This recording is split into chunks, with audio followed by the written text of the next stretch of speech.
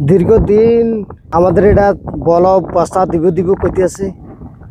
দেন খান তো দিত না আসলে খালি আমাদের আশ্বাস দিতেছে খালি আশ্বাস দিতেছে তো যদি এই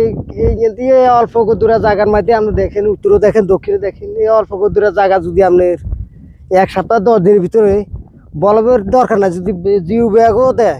তাহলে মানে আমরা এখানে হাজার হাজার মানুষ দেখেন ভিতরে আমরা কত সুন্দর করে এর জানা শ্বাস করছি যদি এদি হয়ে যায়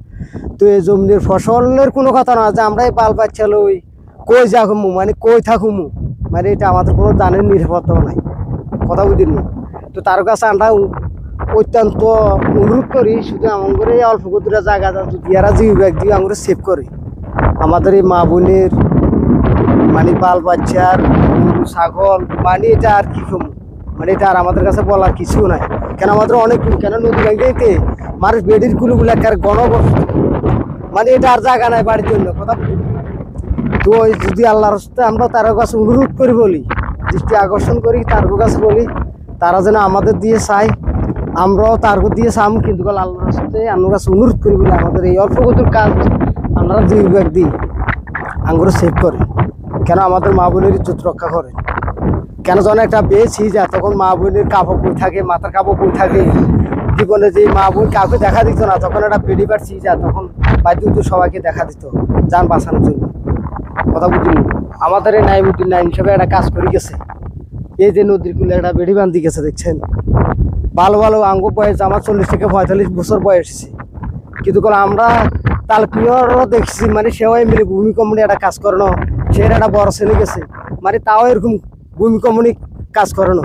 এই যে নাইমুদ্দিন নাইম সাহেব তাও তাল কিয়া ছেলে এটা বেড়ি বান্ধি গেল যে একটা কাঁচাখালি এই কাঁচাখালি দিয়ে 7 নং ওয়ার্ড নগর বহুত 8 নং ওয়ার্ড কাছের দিয়ে পানি ঢুকি বহুত মানুষের অত্যাচার কথা বুঝিনি এই কাছেলিরও নাইমুদ্দিন নাইম সাহেবে এটা ভূমিকম্প মানে এইখান থেকে যদি কেউ কাটালো সে তাহলে মানে কাচালি দিয়ে সাই থাকতো কেন বেড়ে থেকে লাভ কি পানির হত খোলা